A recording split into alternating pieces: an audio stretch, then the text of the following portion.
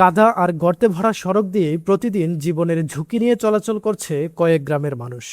একটি রিকশা পার হতে গেলেই থমকে যেতে হয়, কোথাও ধাক্কা, কোথাও কাদায় আটকে যাওয়ার শঙ্কা। এ যেন দুর্ভোগের আরেক নাম কটিয়াদীর করগাঁও লাহুদ সড়ক।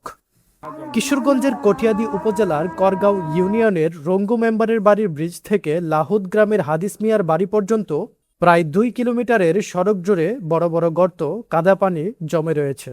বর্ষা মৌসুমে গুরুত্বপূর্ণ এই সড়কটি প্রায় অচল হয়ে পড়ে। এতে শিক্ষার্থী, কৃষক, দিনমজুর সহ কয়েক গ্রামের হাজারো মানুষকে প্রতিদিন চরম দুর্ভোগ পোহাতে হচ্ছে। বর্ষা মৌসুমে সড়কটি দিয়ে যান চলাচল প্রায় অসম্ভব হয়ে পড়ে।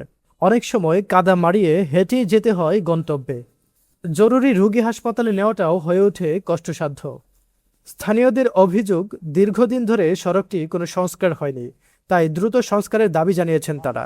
রাস্তা দেখুন কত আবর্জনা, কত কারছে। আমরা মেয়ে ছেলেরা বিয়া শাদি দিতে গেলে গাড়ি ঘোড়া আয় না। মানুষে কয় এরকম জায়গা তুমি কেমনে আয়াম, তো চাই শুধু রাস্তাটা আমরা দুটো ঠিক হয়ে জায়গা, আমরা শান্তি আছি।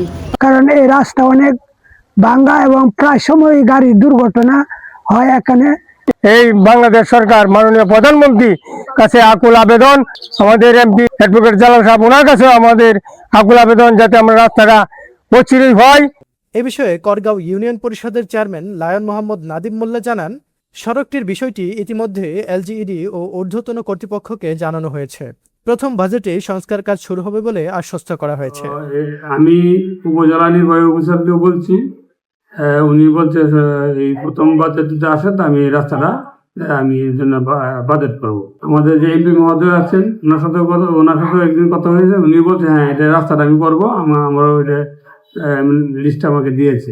এই 4 বছর পর্যন্তই আমরা শুধু আশ্বাসই পাইতেছি আর কি, কিন্তু আমরা আসলে এটার কোনো সলিউশন পাইনি।